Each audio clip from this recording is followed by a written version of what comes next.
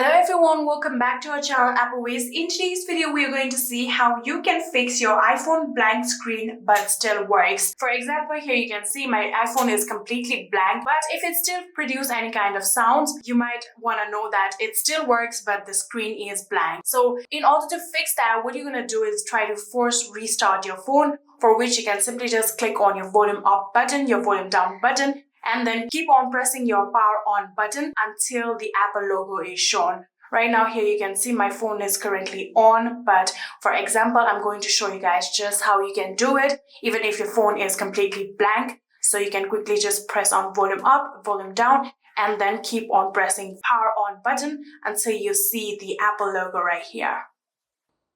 You can see it has gone blank, and in a few minutes you can see Apple logo, and now you can release the button. And within few times, your phone will completely be restarted. Just like this, here you can see now your phone has been restarted. You can see like this, you can swipe up and then put on the passcode of your phone.